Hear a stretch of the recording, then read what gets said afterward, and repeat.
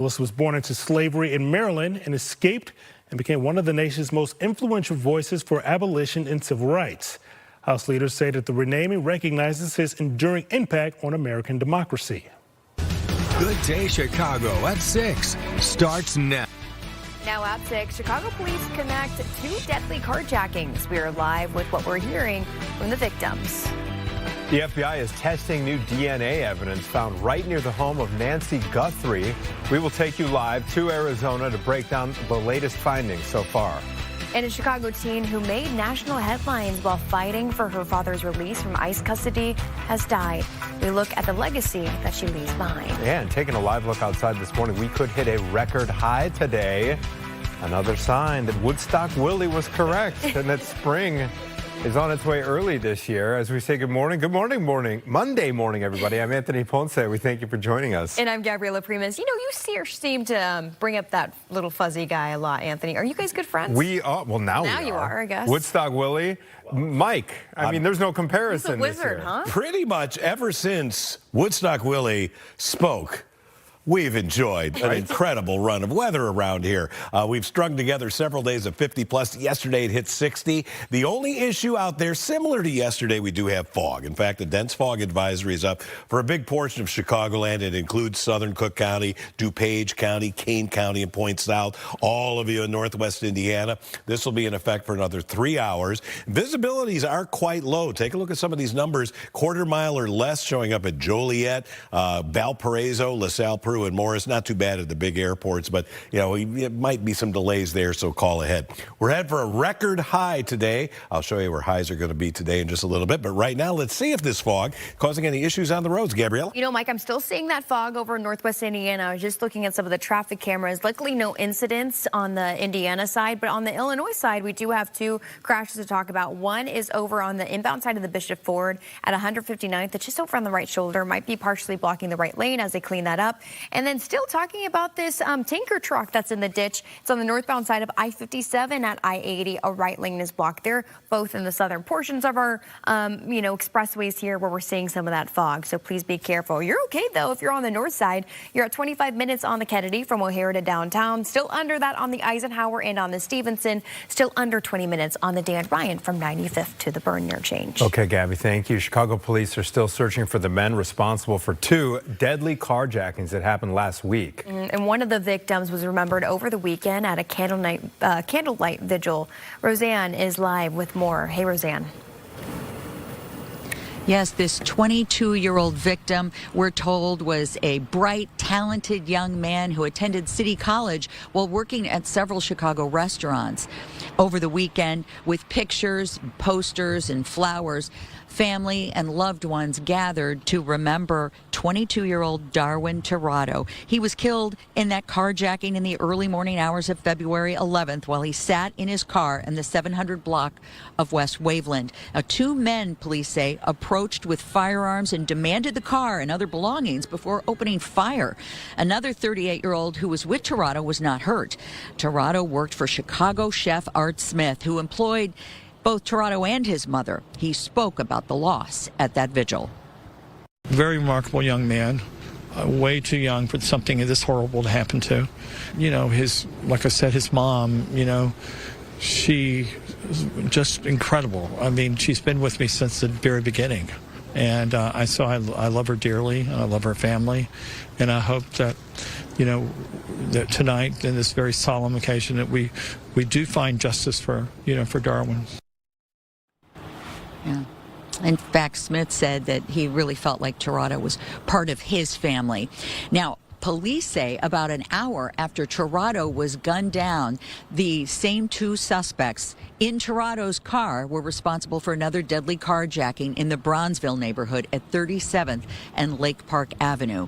So again, very much on the lookout for these 2 carjacking suspects this morning. At Chicago Police Headquarters, Roseanne Tejas, Fox Chicago. All right, Roseanne, thank you for that report. All right, in developing this morning, a new message of hope from Savannah Guthrie as investigators find new evidence near the site of her mother's disappearance. Caroline Elliott has been covering this from Tucson.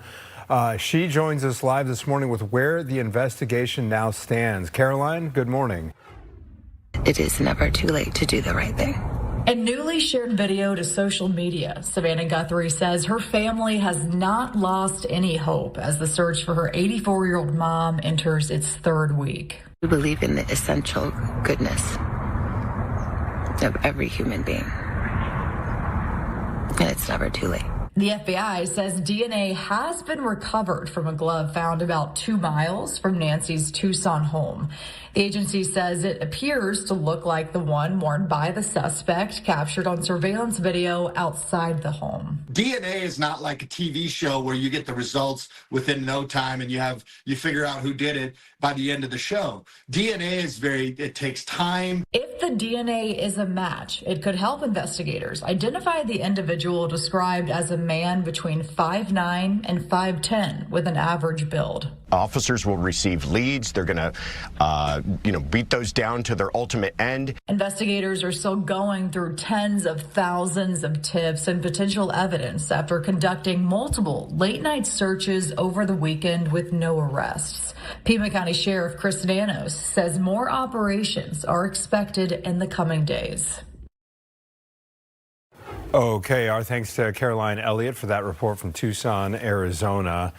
We are beginning the week in a partial government shutdown. Lawmakers could not get a funding deal done by the holiday weekend, with Republicans largely rejecting Democrats' push for reforms to ICE. One of their biggest demands calls for DHS officers to be required to get a judicial warrant before entering any private property. Our expectation that we will respond to the unserious offer that Republicans have made that clearly omits things that need to happen, including but not limited to our demand that the Fourth Amendment be respected. The White House says it has been involved in good faith negotiations. Republicans have cast some Democratic positions as unreasonable, adding that they should be willing to make concessions as well. We're talking, but, we have to protect law enforcement. ICE has done a phenomenal job. Border Patrol, we have a closed border for the first time in history. We have to protect law enforcement. This is the third time at least part of the government has been shut down in less than 6 months. ICE received a significant amount of funding from the One Big Beautiful Bill. However, other agencies under the DHS umbrella, like the TSA, FEMA, and the Coast Guard, are expected to take big hits. It's unclear when the shutdown will end. It may continue through the State of the Union address, which is scheduled to happen on February 24th. All right, into some local news. 2 months after a shooting at a Bronzeville jewel store, police say they found their suspect. 19-year-old Elijah Theodore is charged with attempted murder. Police arrested him in Phoenix last Friday. They say Theodore and other person tried to steal from the store on East 34th and opened fire when a security guard tried to stop them. That person and 2 other bystanders were hit. The city of Aurora is marking 7 years since the tragic mass shooting at the Henry Pratt Company. Officials held a wreath-laying ceremony at City Hall on Sunday to honor those victims. On February 15, 2019, a disgruntled worker walked into Henry Pratt and started shooting. He killed 5 people and injured 5 police officers. This day carries a lot of heaviness that hasn't gotten easier to hold over the years. But I know that we're not doing it alone, and I'm reminded of that every single year when I come here. That was Abby Parks. She's the widow of Clayton Parks. Congressman Bill Foster is now working to pass a resolution that would officially honor him and the other victims as well. A teenager who had been battling cancer while fighting as well for her father's release from ICE custody has died. 16-year-old Ophelia Torres passed away on Friday, and she had made national headlines after posting her situation on social media. Her dad, Ruben Torres Maldonado, was picked up last October at a Home Depot. Ophelia appealed to authorities, saying that his absence meant that her care would be jeopardized. A judge agreed with her. He was reunited with the family. She was a junior at Lakeview High School, where her story served as an inspiration to many of those around her.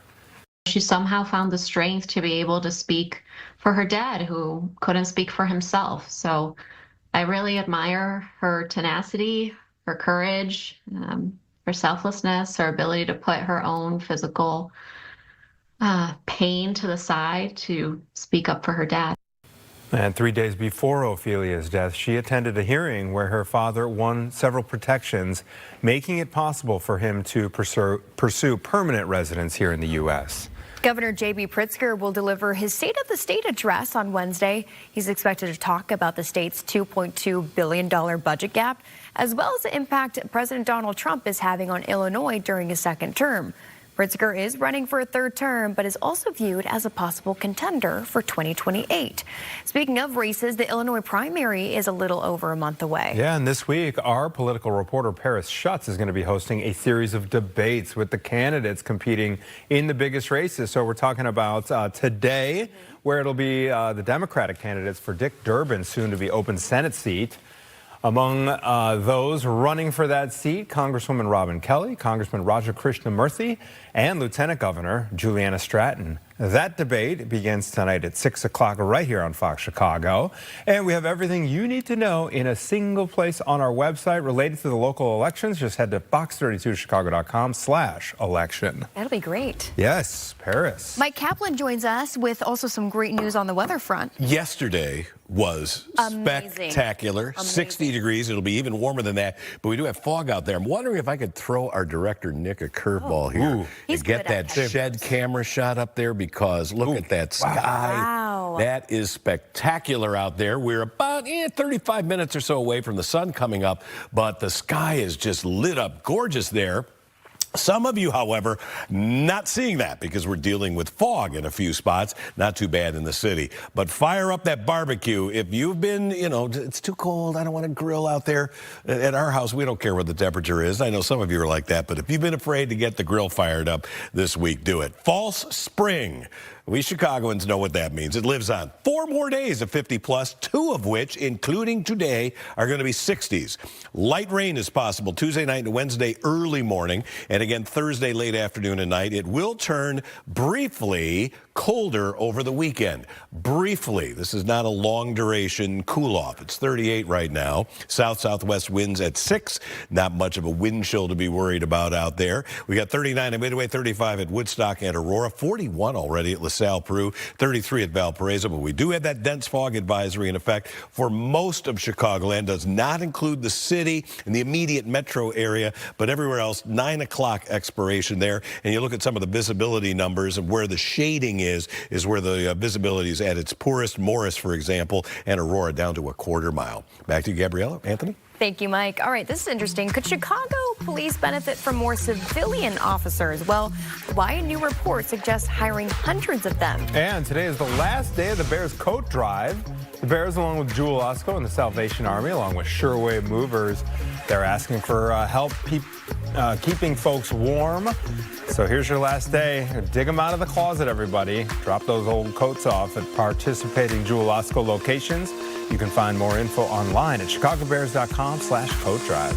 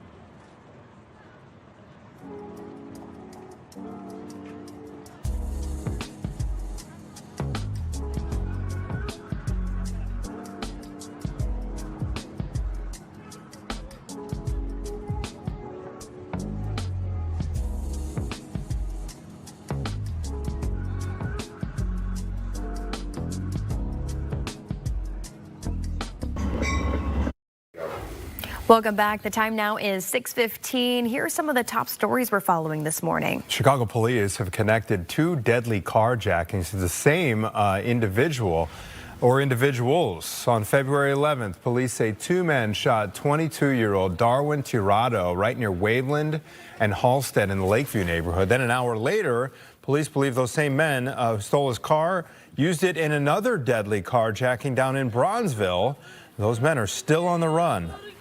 And this morning, the FBI is testing DNA evidence found on a glove near Nancy Guthrie's home. The agency says it appears to match a glove that's worn by the suspect seen on doorbell camera video. It has been 16 days since Nancy disappeared. New claims this morning that DePaul and Loyola University steer low-income families toward expensive loans while offering tuition breaks to students from wealthier families.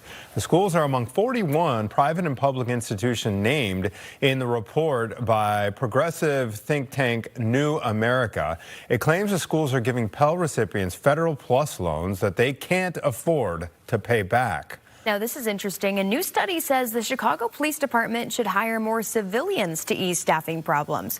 The department has been dealing with the problem for years, which leads to officers working longer hours and more overtime spending. The workforce allocation study conducted by the Matrix Consulting Group claims the problem could be solved by shifting 600 positions to civilian staffers. Now, according to the study, that would free officers up to do more core police work like patrolling, investigations, and calls for service. New details on the controversial 2024 death of Russian opposition leader Alexei Navalny. Navalny died in a Russian prison, but new reports say he was poisoned. Russian leaders initially claimed that he got sick and lost consciousness while on a walk. Now, a new statement by European NATO countries concludes it was a type of frog poison the Russian government used to murder him. Supporters of Navalny gathered in Chicago saying that the Russian government oppresses each one of its citizens. Most of us, we were faced of 5-10 years of charge because we were against the war, against the Putin, we were the human rights, we were for democracy. We have no democracy, we have just a regime which killing people. Even right now, you seeing me, and this Putin's regime is killing someone. The Kremlin rejects the EU's accusation. They call it propaganda. President Trump says his new Board of Peace is pledging $5 billion to rebuild Gaza.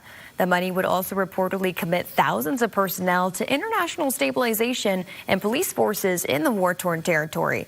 The president did not detail which member nations contributed to the fund. The United Nations, World Bank, and EU estimate rebuilding the Palestinian territory will cost $70 billion. Okay, 6:18, time now to check back in with Mike Kaplan. Sounds like we are going to have the warmest February 16th in Chicago history. Is that right? Well put, sir. Oh, wow. I mean, yeah. Am I being exaggeratory? This is one of these weird days. I call this record an oddball. Yesterday's record high was 69. Tomorrow's is 67. So you would think that the record high today would be somewhere in the upper 60s. Yeah. It's 58. Oh, wow. It's like 10 degrees lower than other records this time of year. So it's low-hanging fruit. We're going to go get that today. Okay. We are going to see some sunshine. I know some of you are still dealing with dense fog. In the city, that has not been and should not be a problem. A beautiful sunrise. Here's about a half hour away, and you're going to see a good deal of sunshine throughout the day. Want to show you the Futurecast, which does show a chance for a little bit of rain. Not today, but sneaking in here maybe tomorrow evening. Here's a look at the Futurecast. We've got some sunshine out of the way this afternoon. May not be as perfectly sunny as yesterday was, but enough sun to get those temperatures way into the 60s. Tonight, we'll go clear to partly cloudy. Temperatures are going to stay in the 30s overnight, and there will likely be some patchy fog again to start the day tomorrow. Late afternoon and evening hours, we get a few few scattered rain showers in here, nothing too heavy, and there may be another wave of showers that comes through like 2, 3 o'clock in the morning on Wednesday. And then the rest of Wednesday clears out. And take a look at what happens to the temperatures Wednesday afternoon. You think today's warm? It could be even warmer on Wednesday. 64, 56, 65, 55. Looks more like mid-April than mid-February. Yes, it gets a little colder here this weekend with highs in the 30s. Looks like we're able to get Sky Fox up this morning, Gabriella, despite that fog out there. Huh? We do have Sky Fox. And, you know, Mike, I was kind of surprised they'd make it down to the Dan Ryan because some of that fog that we're seeing, usually the helicopter likes to stay away from those areas. But we're looking at a crash right now. This is on the inbound side of the Dan Ryan at the Eisenhower Expressway. So it looks like it's kind of almost on that ramp that takes you to the Ike. And it looks pretty serious. The car turned to in the opposite direction of where it should be. But it looks like IDOT is there on scene right away. We're seeing it for the first time with you, and some debris in the roadway as well. So this might take a little bit to clean up. Let's go over our drive times really quick, including on the Dan Ryan, which might need to catch up a bit because this might be a little off. But it says right now it's still under 25 minutes on the Dan Ryan from 95th to the Burn interchange. 25 minutes as well on the Stevenson. Let's call it the same on the Eisenhower for inbound trip, and at 30 minutes right now on the Kennedy from O'Hare to downtown. All right, thank you, Gabby. Appreciate it. Lawmakers in Springfield getting ready to take action on a plan to build the next Bears Stadium in Illinois. We break down where that measure stands. Stay with us. Now through Monday,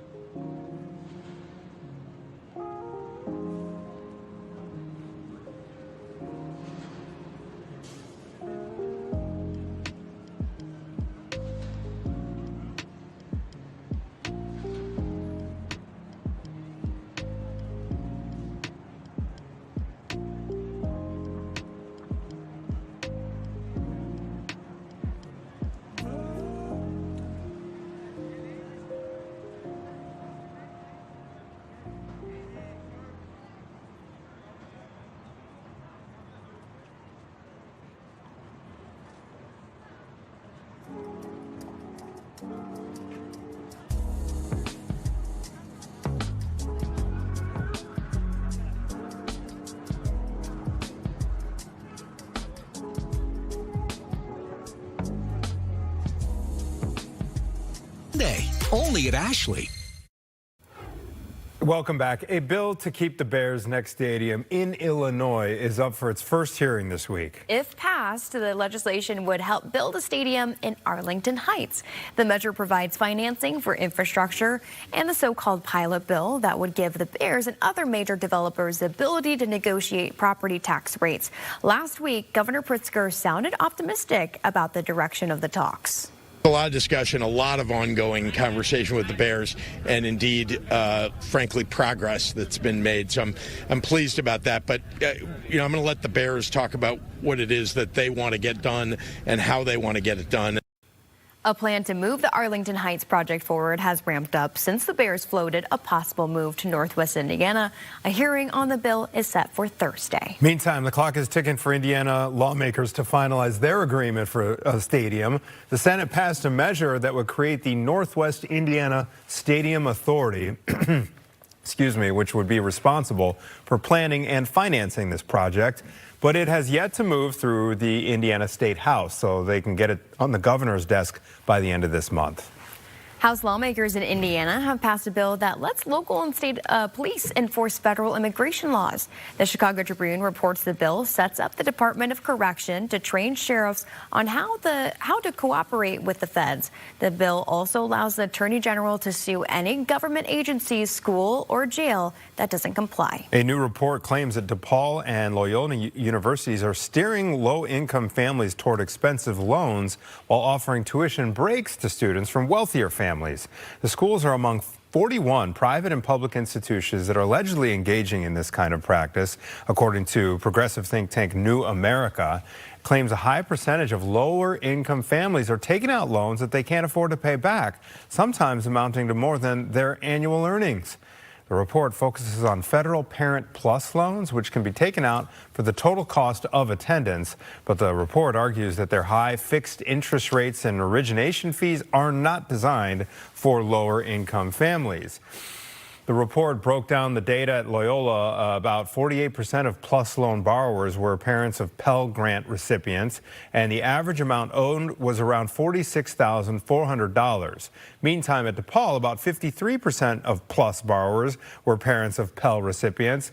Those families owed an average of $33,000. So in a statement responding to the report, a DePaul spokesperson says in part that the university is transparent with families about their loan options, and ultimately families are the ones that make the decisions to proceed with loans as they see fit. It goes on to say that families taking out Federal Plus loans are required to complete loan counseling.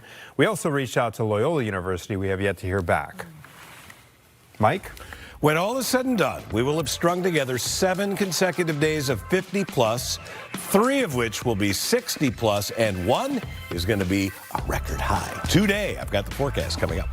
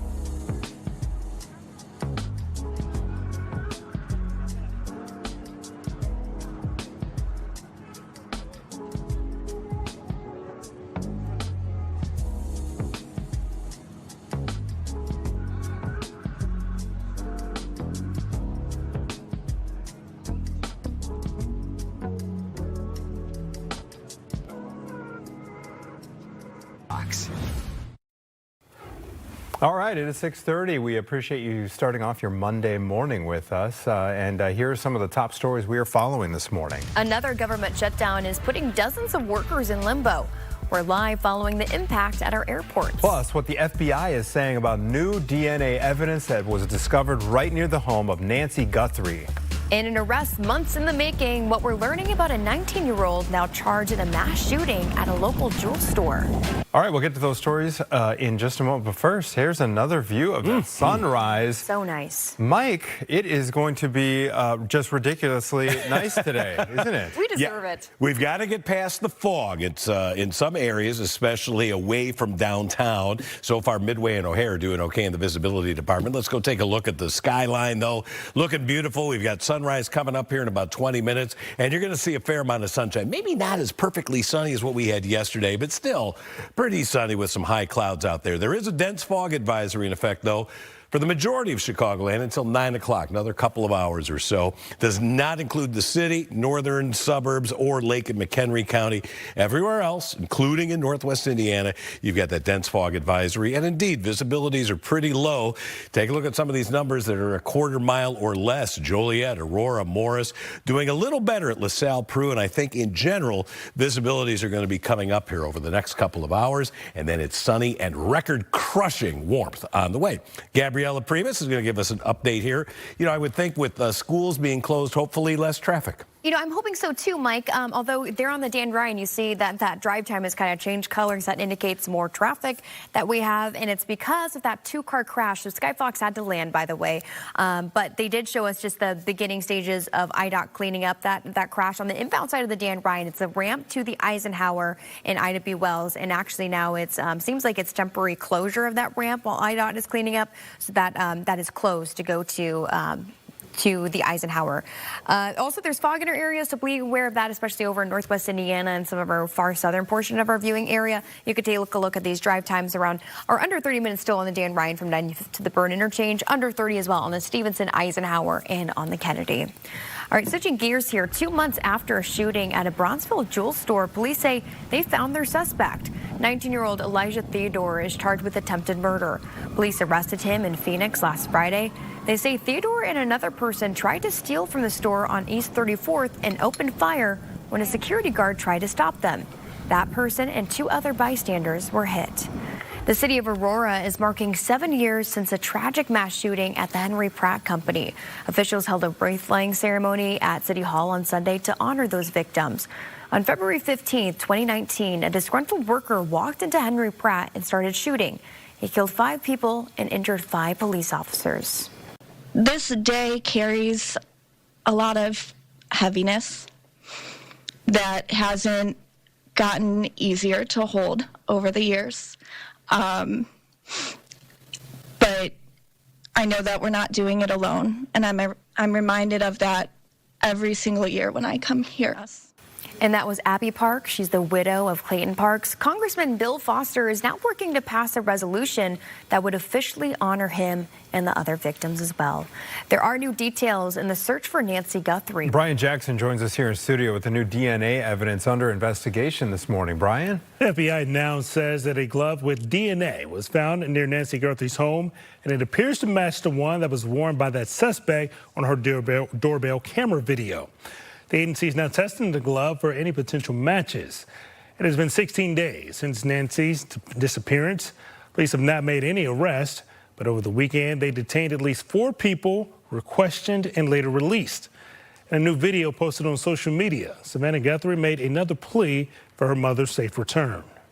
We still have hope, and we still believe.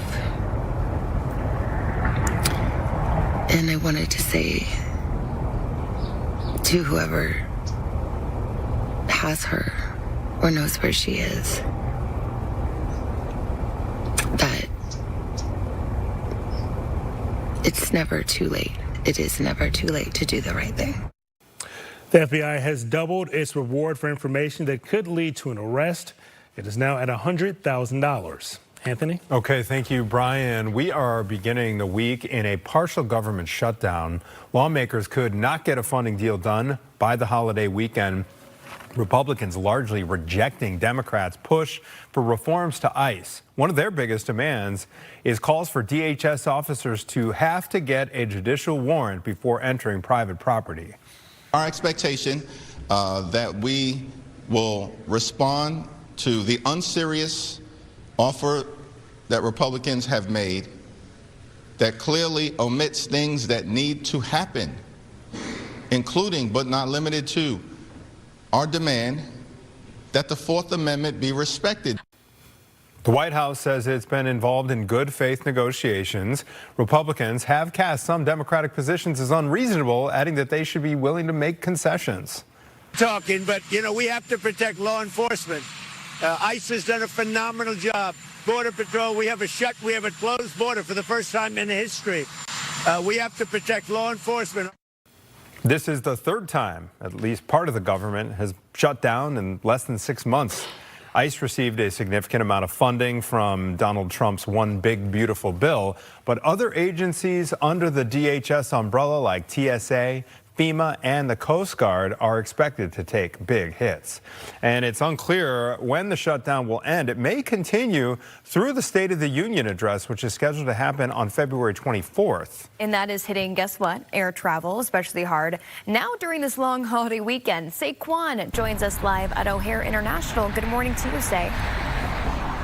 Hey, good morning, you guys. Yeah, today is expected to be a pretty busy travel day here, especially because a lot of people like to take advantage of this longer holiday weekend. Now, getting back home today may cause some headaches, as experts say travel delays are possible. TSA, as we know, is housed under the Department of Homeland Security, which means all TSA workers have basically been working without pay since Saturday when the funding lapse started. According to the department's contingency plan from September, about 95% of TSA employees are considered essential workers, and they are required to continue working during the shutdown. If you remember last fall, during that record 43-day government shutdown, we saw massive impacts to air travel nationwide because TSA workers and air traffic controllers weren't getting paid, so they would naturally call out of work.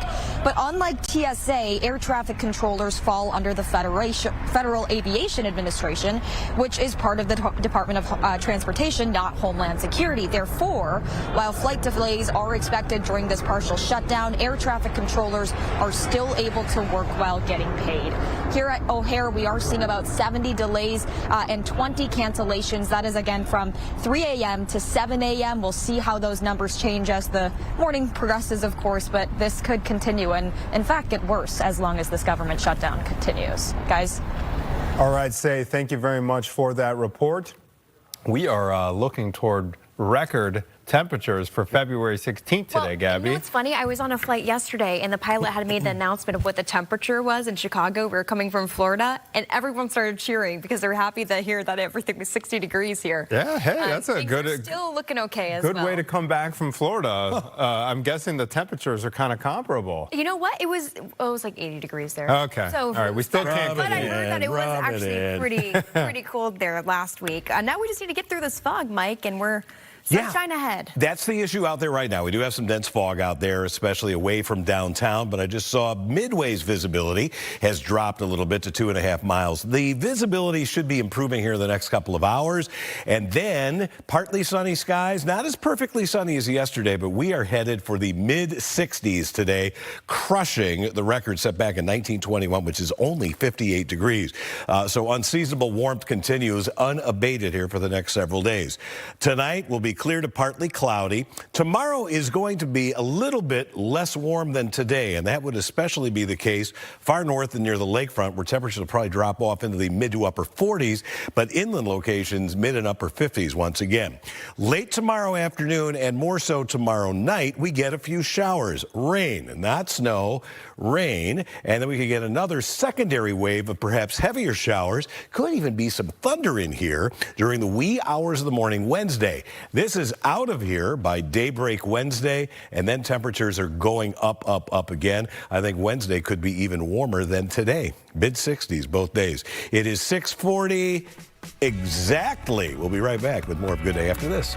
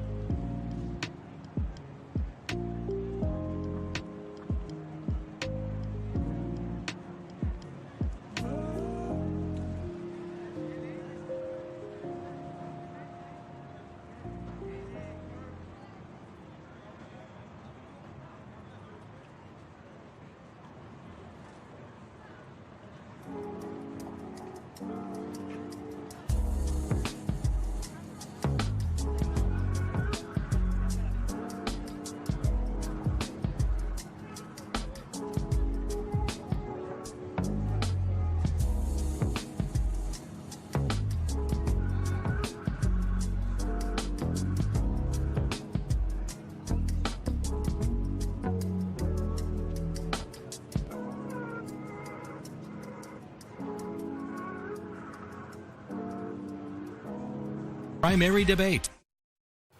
642, welcome back. After a devastating fire tore through an Englewood church, its congregation is worshiping again. Renewal Life Church opened its doors Sunday at a temporary space in South Shore. That fire last Thanksgiving destroyed the building that stood at the corner of 58th and Emerald. Months later, they are open for worship in a building on 74th and Stony Island, also in South Shore. We wanted to share with the world that recovery is possible in the midst of times when many people felt like, what do we do next? A lot of our church members were like, all right, so do we need to find a new church? And some people were discouraged. We didn't even know we were reaching people in Michigan. And so people started sending things in the mail and donating and helping us around the country. The pastor says the fire also destroyed the offices of several small businesses and his campaign office as he is running for Congress as well. There's a link on the church website if you'd like to donate to their comeback. All right, a teenager who had been battling cancer while fighting for her father's release from ICE custody has passed away. 16-year-old Ophelia Torres passed away on Friday, and she had made national headlines after posting about her whole the family situation, her medical situation on social media. Her father, Ruben Torres Maldonado, had been picked up last October right outside of Home Depot. Ophelia appealed to authorities, saying that his absence meant that her care would be jeopardized. A judge agreed, and he was reunited with the family. She had been a junior at Lakeview High School and is now an inspiration to those who hear her story. She somehow found the strength to be able to speak for her dad, who couldn't speak for himself. So I really admire her tenacity, her courage, her selflessness, her ability to put her own physical pain to the side to speak up for her dad. 3 days before Ophelia's death, she attended a hearing where her father won protections, making it possible for him to pursue permanent residence. Governor J.B. Pritzker will deliver his State of the State address on Wednesday. He's expected to talk about the state's $2.2 billion budget gap, as well as the impact President Donald Trump is having on Illinois during his second term. Pritzker is running for a third term, but is also viewed as a possible contender for 2028. Now, speaking, the Illinois primary is a little over a month away. This week, our political reporter, Paris Schutz, is going to be hosting a series of debates with some of the candidates in the big races. Today, it'll be the Democratic candidates for Dick Durbin's open Senate seat. They are Congresswoman Robin Kelly, Congressman Raja Krishnamurthy, and Lieutenant Governor Juliana Stratton. That debate starts tonight at 6 o'clock right here on Fox Chicago. And we have everything you need to know in one place on our website related to these local elections. Go to fox32chicago.com/election. We got you covered. Yes, we do. And we are also following new claims that 2 local universities are steering low-income students to very expensive loans that they can't pay back. We will tell you about that report and the university's responses when we come back.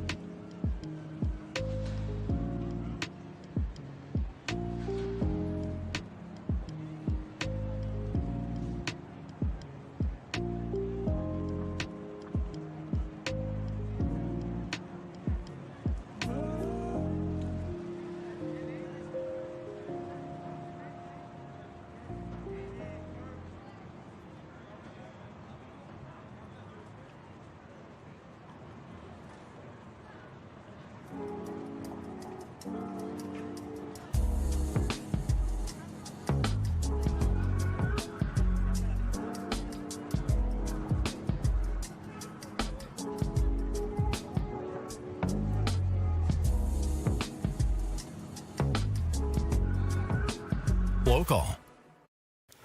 Time now is now 6:48. Here's some of the top stories we're following this morning. Chicago police have connected 2 deadly carjackings to the same people.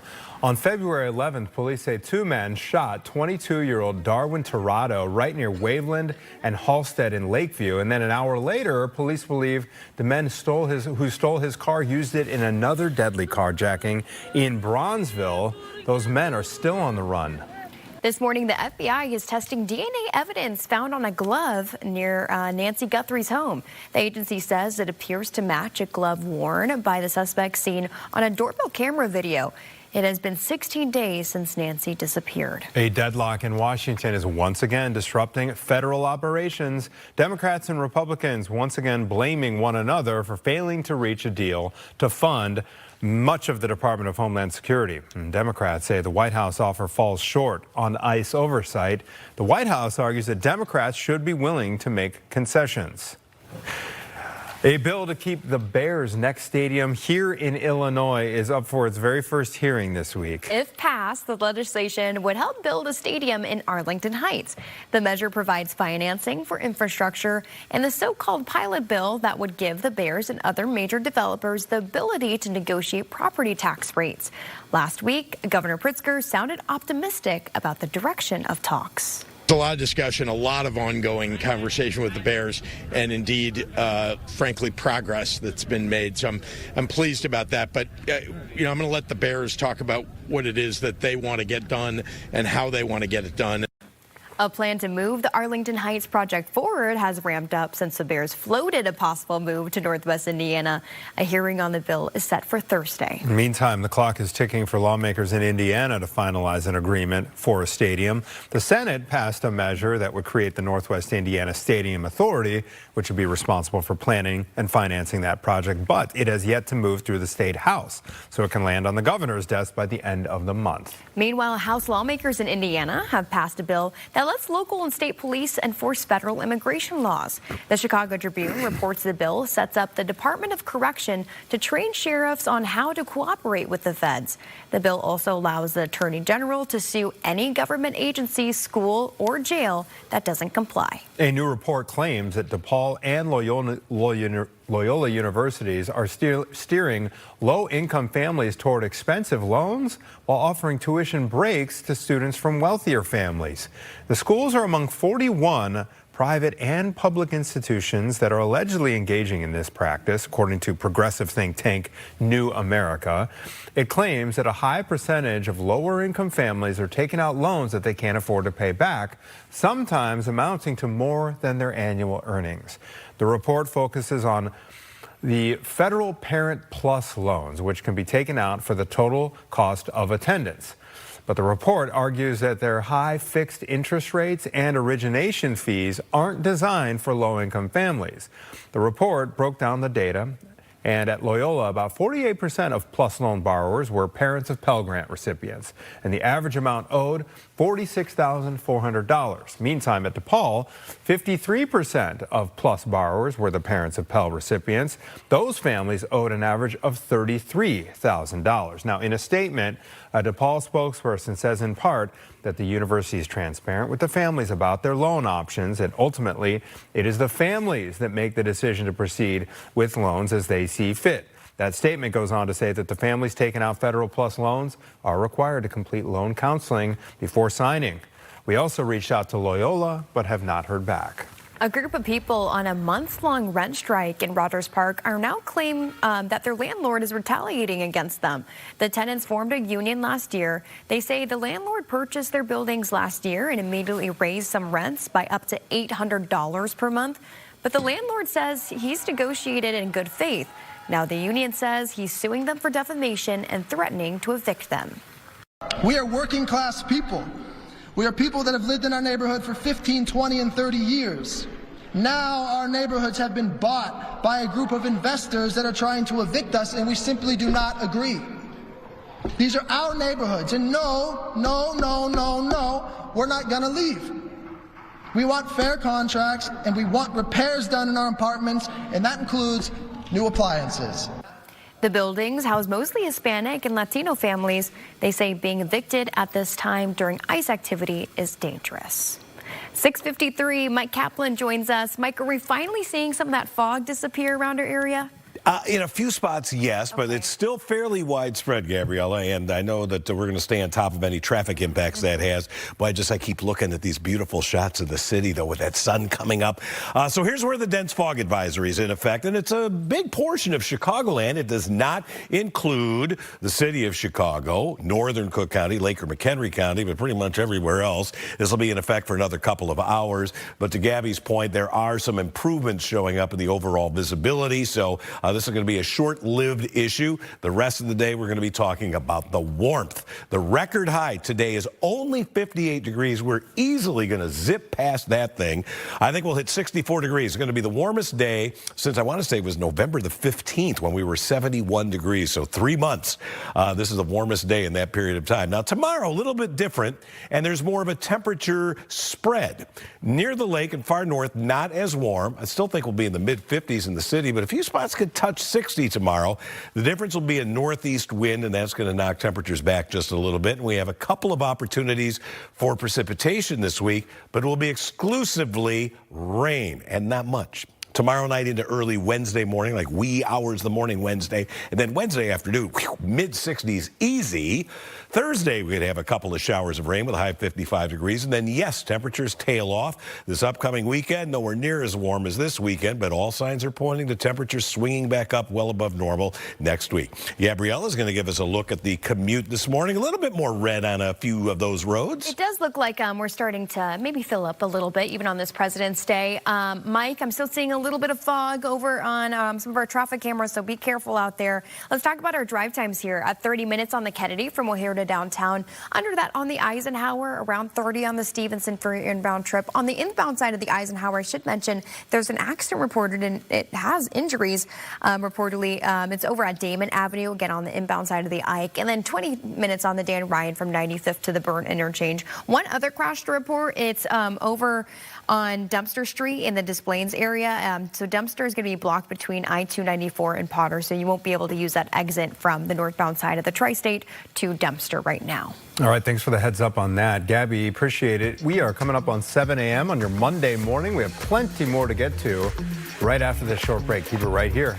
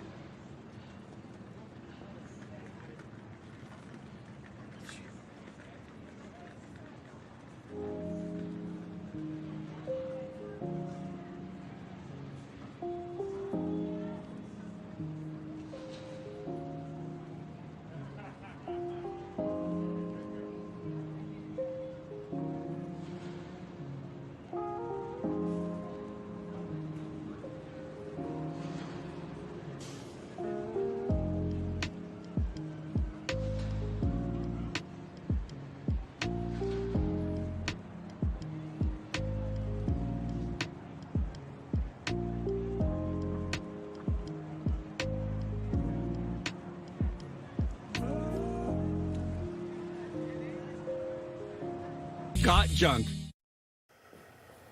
Welcome back. The U.S. military boards another sanctioned oil tanker, this time in the Indian Ocean. That vessel is officially blacklisted for violating international trade restrictions. The Pentagon says the military had been tracking that tanker from the Caribbean in an attempt to target illicit oil connected to Venezuela. A trial is set to begin today in Georgia for Colin Gray, the father of a suspected high school shooter. Gray faces multiple felony counts, including second-degree murder and cruelty to children. Prosecutors allege he provided his son with the firearm used in the September 2024 mass shooting at Appalachia High School that left 4 people dead and 9 others injured. Both Gray and his teenage son have pleaded not guilty as the state prepares to present its case. Warner Brothers Discovery is reportedly reconsidering its sale options after receiving an enticing takeover